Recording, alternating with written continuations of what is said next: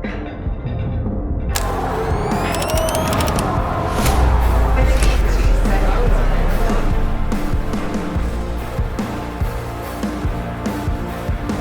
gang, welcome back to the podcast. Today we have Drew Wayman joining us. Said your name right, correct? You did say it correctly. It's not a hard name. I'm just like, I hate if I butcher someone's last name. Mine, no one gets it right. So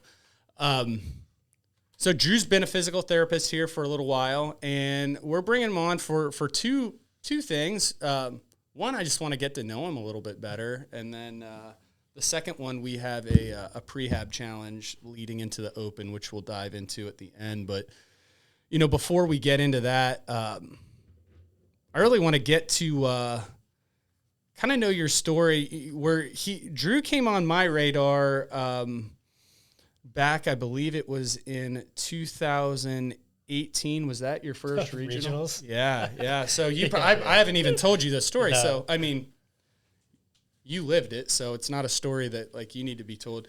Drew went out and won the first workout in the regionals, beat our guy Joey, who got second, who won his heat, which was, I believe, the second heat. And I didn't realize that. That's funny. Yeah. So we thought Joey won the event. Yeah. And then and beat Matt Frazier. I think Matt got third. Yeah. And then but Drew had won it, and I was like, man, that guy has got a freaking engine. It was you had a run on. Wasn't it like a assault runner run? And what was the event? The event was 333. Okay. Which had been done at the games a couple of years prior, but they adapted it for like a regionals version. Yep. So it was a 3K row, 300 double unders, and then a 3-mile run on the assault runner. Gotcha. Yeah. I didn't realize it was that. I just remember everyone running. Yeah. Well, the run is like, I mean, it's 3/4 of the event. Yep. It's just kind of, you got to get through the first chunk, yep, pre-fatigue, and then it's how well can you just run for 20 minutes after that. Not the best televised event. No, it's horribly boring. It's not spectator friendly. But anyone who does that event will never forget it. Oh, no. When you're racing that, it's horrible. I mean, the terrible leg burn and the lactic buildup is so bad. Yeah. So was that your first big CrossFit competition event and you went out and just won it? I think I got the cards were in my favor that my first event on like the big stage was a wheelhouse event. But yeah, that was like, I basically went from like doing local comps to that was the first big thing I did. And I just happened to get lucky with what they drew. That was cool. So, okay, let's back up. Growing up as a kid, sports and kid college, all of that, what kind of like led you up to CrossFit? What was your like background and just like training and activity? Yeah, so basically soccer was it for my entire life. Like I dabbled in basketball and like volleyball in middle school, but that was like, I mean, it was like the school team, just me and some buddies were doing it for fun. But soccer was like, that was always like the big thing. That was the dream, was to like be a professional soccer player. Okay. Do that. So I did that through high school, and then I went to Ohio Northern to play soccer. I got recruited to go play up there, and it's kind of a longer story as to how that didn't work out, but it pretty much didn't work out after like the fall season. Okay. I more or less got cut, which was a huge bummer, but my silver lining is that was the same time I basically found CrossFit. Yep. So at that school, they had this super small club called Polar Fit, which was like 5 dudes and 5 chicks who were just like super into CrossFit. And I was working out for soccer at the time, and I was like, what are they doing over there? Like, why are they throwing weights around, dropping barbells and doing all this stuff? And so when soccer ended, I was like, well, I need some kind of outlet. I need something. And so I just basically went over and was like, what are you guys doing? And they're like, oh, it's CrossFit. Like, do you want to come do a workout?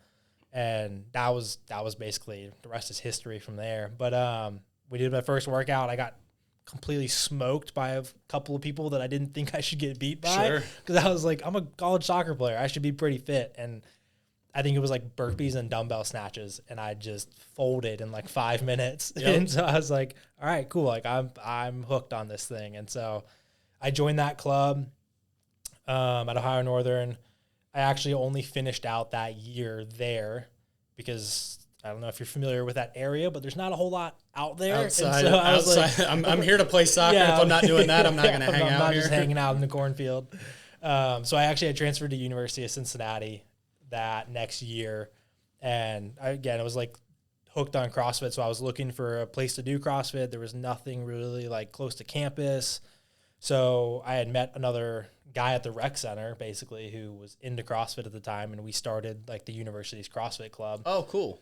And kind of ran that on a small scale for a little bit. And then we found a gym in Northern Kentucky, which, I mean, 10-minute commute from campus, and kind of like partnered with them and just developed like the CrossFit club at that gym. Oh, that's really cool. Yeah. So that would have been like 2015, I think is when I started. So like 2015 to 2018 was kind of like just doing it on like the club scale and hanging out with friends and stuff like that. Okay. Very cool.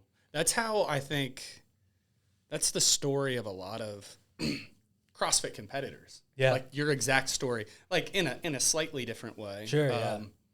Just like, you know, pursuing something isn't quite working out exactly how you want it to. And then boom, then there's this thing and it kind of scratches that itch and it opens, like a lot of people are maybe even starting to get burnt out, you know, by the time they like, that doesn't work out. And then this is like this new novel thing that's oh, heck yeah. Like, this is so fun. Like, it's so new, and I think it caters to people who are like, the desire is to do something at a high level. Yep. Right. And so even if you're doing CrossFit, but you're not pursuing like to do CrossFit as a sport, even in the community side, like still showing up every day, you're still putting in like maximal effort. So I think it's like the effort component of CrossFit that is so addicting to people. And so, just like it scratches that itch, and there's so many things to work at or work on. Like there's so many skills and so much room to grow as far as like building strength that like there's always something to kind of look forward to. Yeah.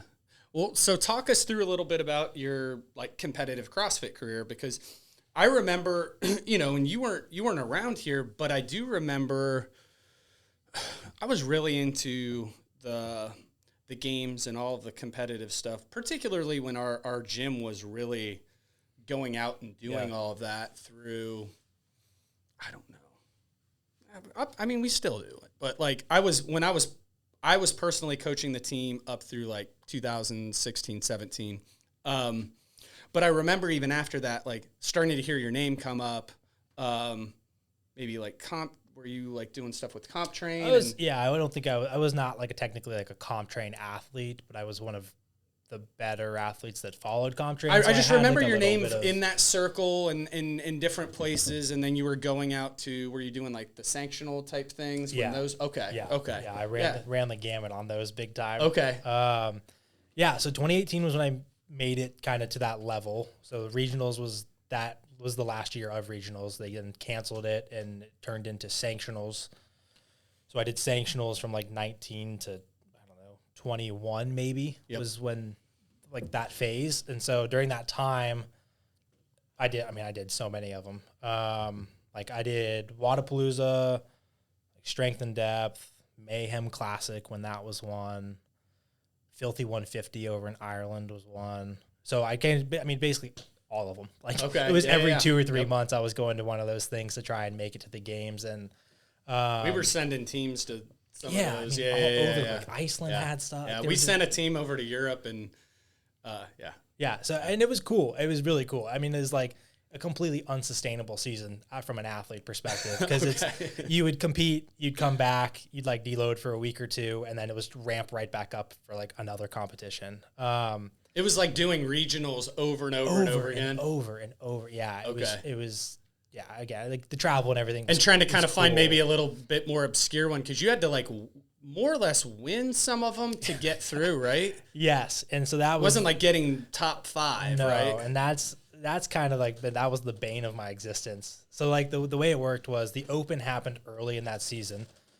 That year they took the top 20 from the Open, automatically qualified for the games. Everything else, as far as the sanctionals were concerned, was like a trickle down. Yeah. So if you got first place, you got a game spot. But if the podium had already qualified for the games, all 3 of those guys that kicked like down, fourth place would go. And so the way it unfortunately worked out for me was like, I went to Wadapalooza, I got 4th. but that was the year that Noah Olson bombed the Open, and he got third at Wadapalooza. So he got the Wadapalooza ticket. Okay. So it was like the only time he's never been in the top 20 in the Open. Yep. And then I went to strength and depth, and I got second, but Bronislaw Olenkowicz, if you know that name at all, Polish dude, got first. And then he was like, yeah, no, I'd never do well in the Open. He's like just a big brute, like not designed for the Open. And so those were like my two. I was basically like one off on both of those. And then as like that whole sanctional season went on, I basically just regressed as that season went on. I think just due to competing too much, but I finished like I was top 10 like 3 or 4 more times that season, but still never unfortunately snagged a ticket. Yep. Yeah. Yeah, I know. I remember. I know how that feels. I was gonna say, Dave's sitting there like yeah, feels good. Doesn't So it? close, so close. I mean, Dave was like the generation before you, but he was in the regional with Rich Graham, Dan Bailey, and like the Pancheks, and and Dave was just like the right next off. guy over from them. It's really, really fun. It's great. I just felt like at some point I was like aging on. I was like, I'm not going to be these 20-year-olds anymore. I'm done. I'm going to start a gym. But it was like for him, I always felt, because there was this time period where that was the regional, and then the games even had more people in it too. And I'm like, Dave is one of the top 10 best guys in the world at this. And there's no doubt in my mind, but the other like 5 of the top 10 guys are in this regional. Yeah. I mean, I'm looking at the podium the central, of the games. Like, this was not the place to live during that time frame. No. At all. No. And people were actively moving out to make the games. You had to. I remember people doing that. I hate this. Digress a whole bunch, but I think it was in 2013. This girl was super sweet, but she moved down to, I can't remember her name, but she moved down to like South America. Oh gosh. And she sat next to me and Graham when we were down in the kind of the athlete area when he was at the games, and she had got in individually, and she had maybe been on a team a year or two before, but so she slid in, and the games were particularly like a ramp up and fairly brutal. Sure. And as this progressed, and it was like the year that they didn't do cuts. Okay. So like they had kind of cut people progressively through it, and they weren't cutting people. And you could see this look on her face as this went through, like, what have I done? Not prepared. Because she had to like, get her shit squared away and get back out there. And she's like, and I've never heard from her like in CrossFit ever that was again. it. Like that was like she got there, and then it was just like it would be like, oh, I want a ticket to like be a running back in the NFL for a day, and then I'm like, what have I done here? yeah. I mean, I can imagine. Ray Lewis is tackling you all day. Right? I don't want to go in anymore. It's not worth it. She just had a look of like horror on her face by the end. They're like, okay, here's your 13th event. Yeah, just like okay. She's just getting her ass kicked every event. I just want to go back home. I know. I mean, she was. I was like, are you okay? Because she had no one with her. Oh, that's so bad. Yeah. So she came up from. She was like from DC or something, and she was in, like, moved down like and coached at a CrossFit gym and somewhere in the middle of Central America, and like that's wild. Had no competition down there, and like won it, and then was just like by herself. Like with a bag of stuff. Eating buffet food, and shit. That's a good story, though. It's a good experience. Yeah. She got to say she did it, but I don't know where the hell I'm going with that, but that's part of the podcast. So, yeah, I mean, I remember you were super high level. You're competing with all those guys. You're beating them in events. You're right there. And then, so through this, were you on a team at any point? Yes, I was. So when I kind of stopped individually competing in 2021, okay. I think it was. And then I basically was like, I was starting to like prepare for like my boards for PT school and stuff. And it's like, I was not competing well already because I was just overloaded and stressed and all that stuff, and just hard to prioritize training at that time. And then like boards were coming up, and I was like, screw it. Like I'm not willing to stress myself out this much anymore. And so I more or less like quietly retired, I guess. And then graduated PT school, and I moved to Maryland with my wife for her like clinical internship. Okay. And we joined a gym out there, 12 Labors, if that maybe sounds familiar. Yep. Yeah. And I think we have another girl, Rebecca Cook, who's a member here.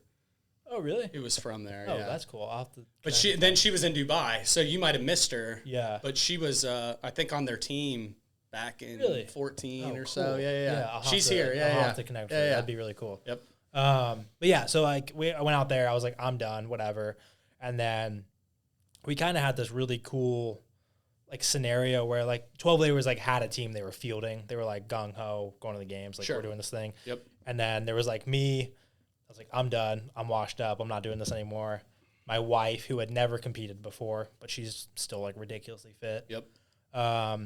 We had the wife of one of the guys on the games team. Like they both had done the game stuff prior, but she had just had a kid. Okay. So she was like coming back from that. And then there was another guy, Wes Peters, who had just been like, he's been training for indie stuff, but he's still like super new to CrossFit. Okay. We were all just kind of there.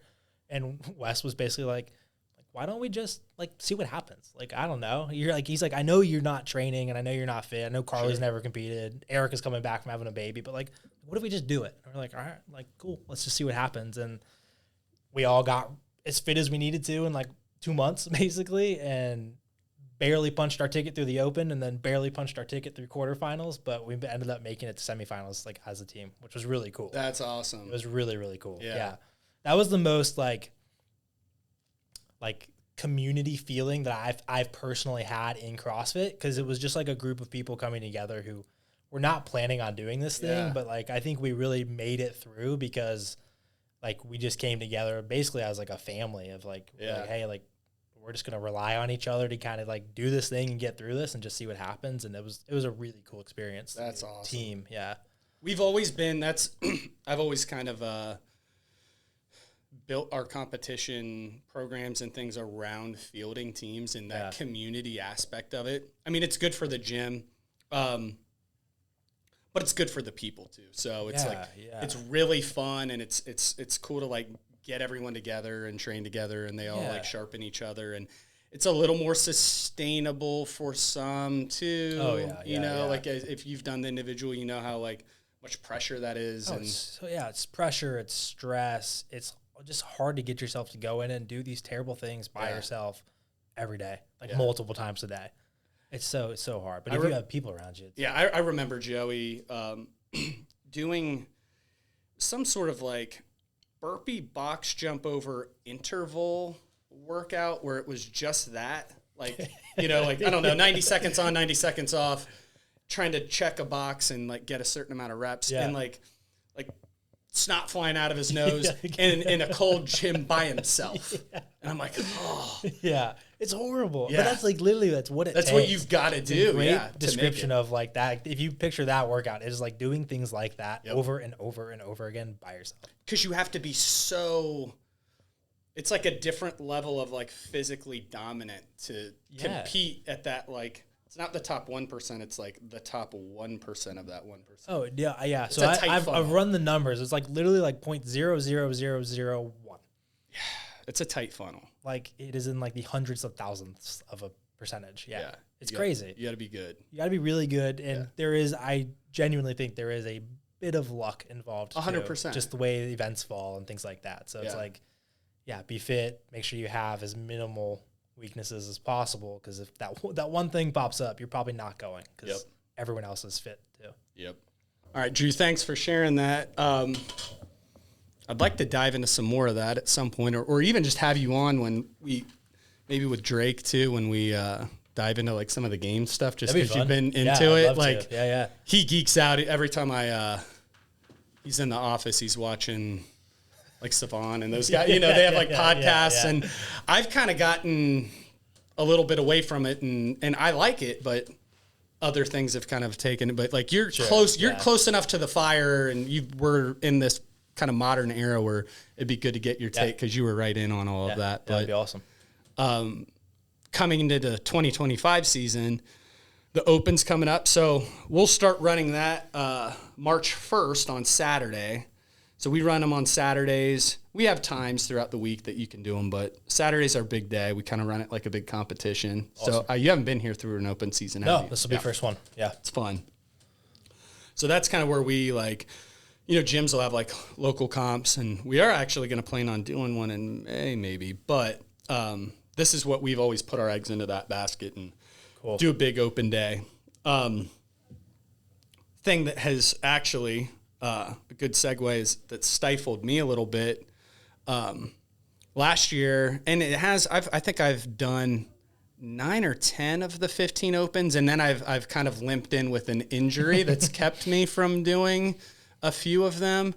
And last year that happened, which was a bummer. I wanted to do it, and I can't even remember now what was wrong with me, but something was. I think it was like my shoulder, my foot. I don't know.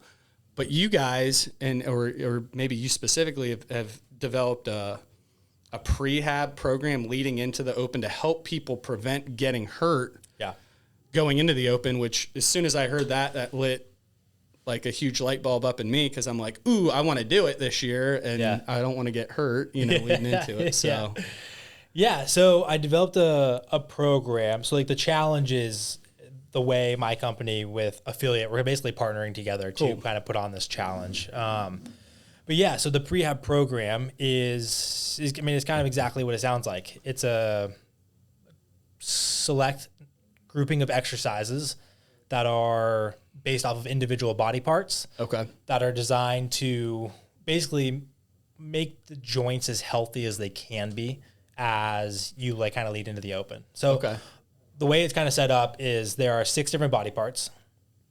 You have a program for shoulders, upper back, lower back, hips, knees, and ankles. Okay. So I kind of tried to I was like, which ones do I find we end up treating the most as far as like CrossFitters are concerned? And those are usually kind of like the big spots for injuries to kind of pop up. So there's 6 different options to choose from. Every track or every program is 8 weeks long. So there's plenty of time to actually like get some good hypertrophy and develop some muscle in these areas. And they're all 3 days a week. And they're like about 30 minutes, give or take the body part you're choosing to work on. Some just take a little bit longer than the others. Cool.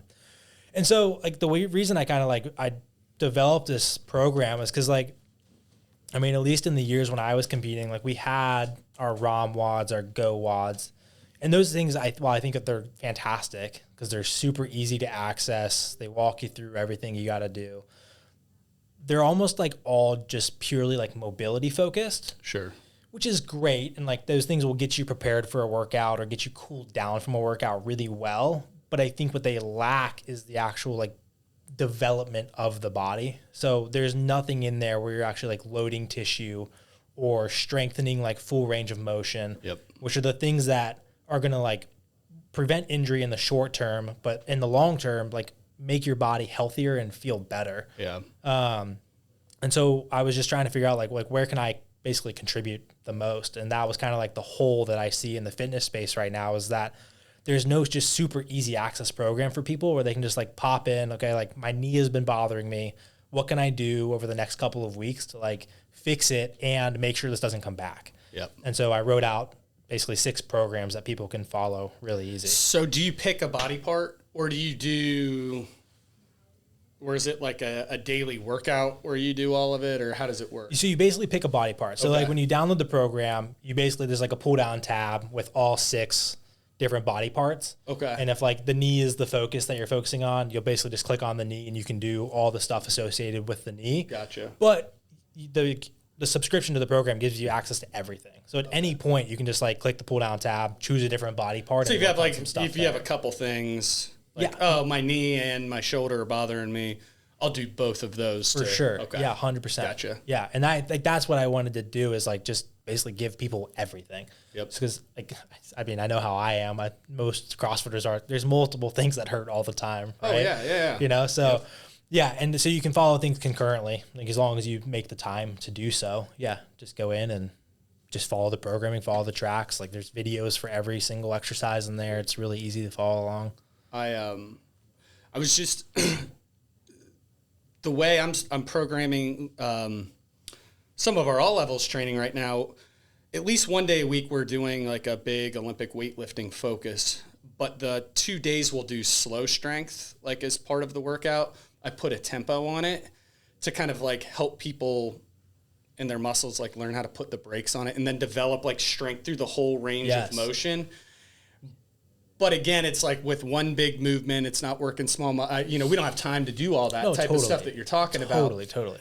But when I'm laying out this big program and I'm like, okay, leading into the open, we do have to work on more kipping pull-ups, more bar muscle-ups, more, like we need to work on these things more, but I'm trying to like counteract them with like tempo work to like keep people glued together. Yes. But you can only do so much in a big group class. And so something like this really fills that gap for, especially like someone who, like me, like I have kind of long, loose joints. I have some decent like explosive ability, but with that comes like tweaking things like a fair amount. So I have to like constantly work on like keeping it glued together and things like that. And that is a great point. Like it really is, even if like a class structure is perfectly programmed, there's just no way to kind of balance the amount of stress you put on your body with like rehab exercises within an hour with 15 to 20 people that you're like, someone is trying to coach or cue through stuff. It's just, it literally is not possible. And so that's, again, like where this stuff fits in really easy. Like you could do it before class or after class. It's like 30 minutes. Most of it is like single limb exercises. There's tons of eccentric or tempo style movements. So you're loading your tissues appropriately and like preparing for the class workouts so that you can stay in class workouts and stay healthy through them. Very cool. No, I love that idea.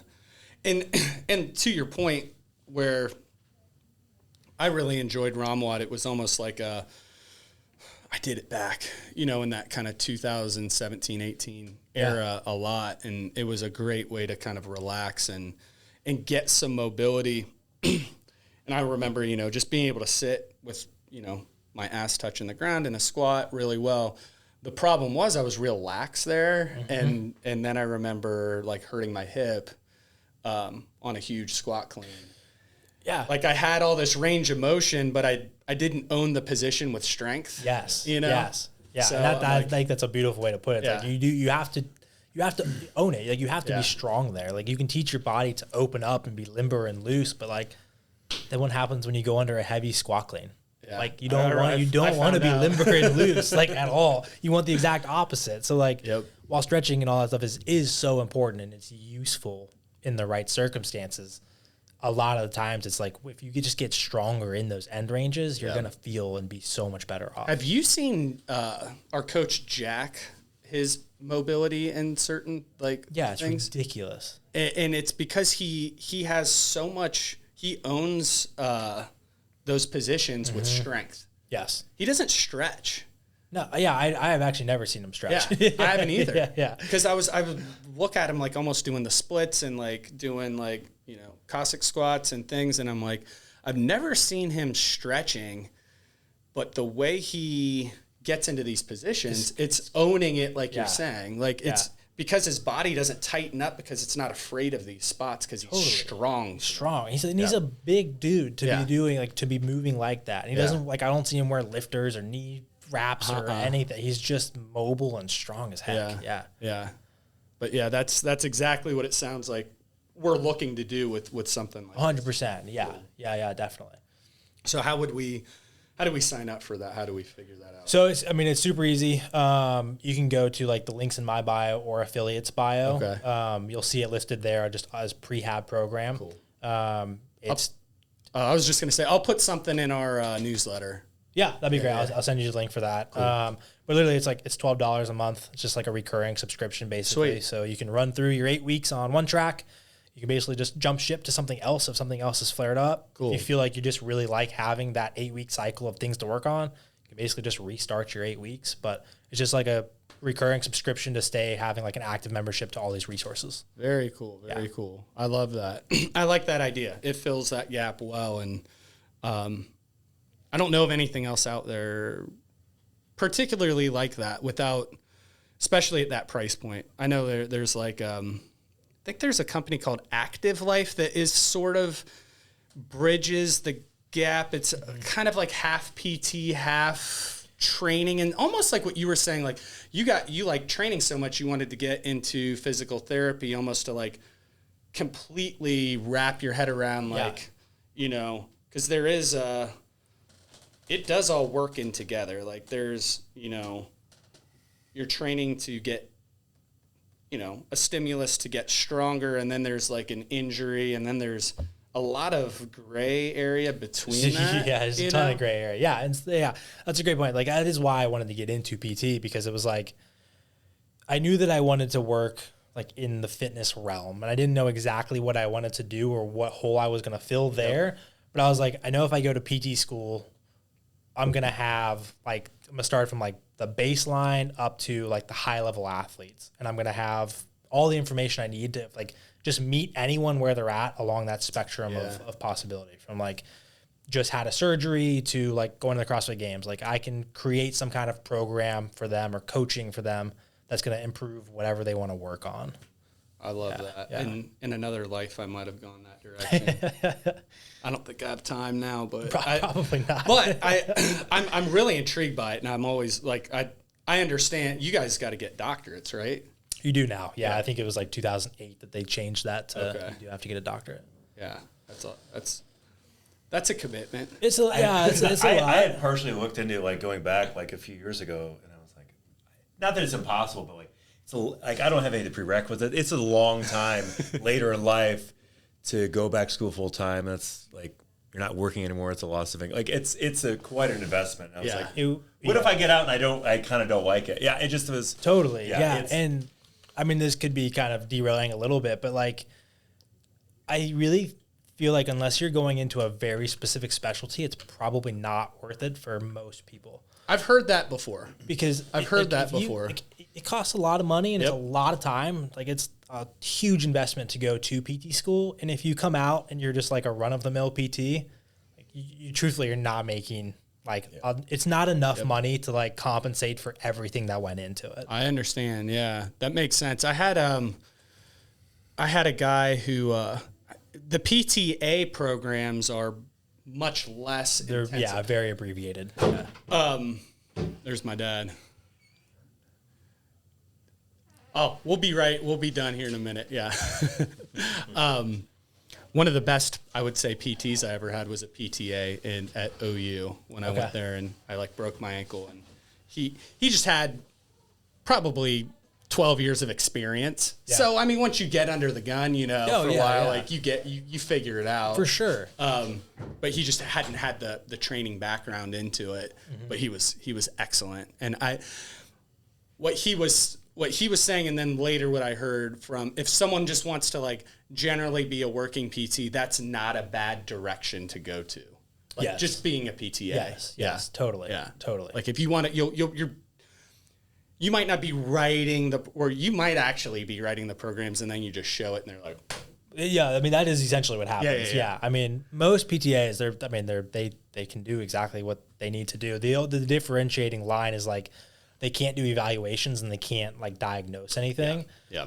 But as long as they run their like change of plan by the PT will just sign it off. And like most PTAs like work with PTs and they have a trusting relationship. So they just like do what they got to do. And the PT's is like, all right, cool. Yeah. That, cause I looked into that too when I was in school, cause I was intrigued by all of it. I thought it was really cool. And this guy, like, I think I was like his favorite client because I broke my ankle and I had a boxing match that I was targeting, and then I had surgery that and then I went to him, and most of the people were like, I don't know, they'd gotten in accidents and they were just like trying to get out of a splint and get back to where they could walk around campus. And I was like, and he had boxed in the boxing club at OU back in the 90s, you know, I don't know, a decade before me. And so he like lit up. He had to be amped when you walked in. Oh yeah. And then so my PT with him went like, I don't know. And it was free through the university. It turned into like it was training. Turned like a personal training session. Yeah. Because we had the shuttle thing. We're like going on and we're jumping. And I mean, I think I did the PT up until a month before like a fight, and we're keeping up on the phone For sure. Yeah. He was. It's so geeked fun about when it. you Yeah. get people like that, like common interest or sports interest, Yeah. and they're like high level. It's so cool. Yeah, that's he was the like best. giving me like UFC DVDs and stuff. Yeah. It was cool. That's awesome. Well, Drew, man, we gotta wrap this up. I got my dad coming in to train, and then you got And then I him get to right fix after him. me. Yeah. Then you're gonna fix him right afterwards. So we might actually have you guys both on a podcast in a few months, especially if we can like really get these shoulders rolling. So really appreciate you coming on. Of course, yeah, I'm happy to be here. This is fun. All right, thanks, Drew. Thank you. Yeah, Thanks. sweet.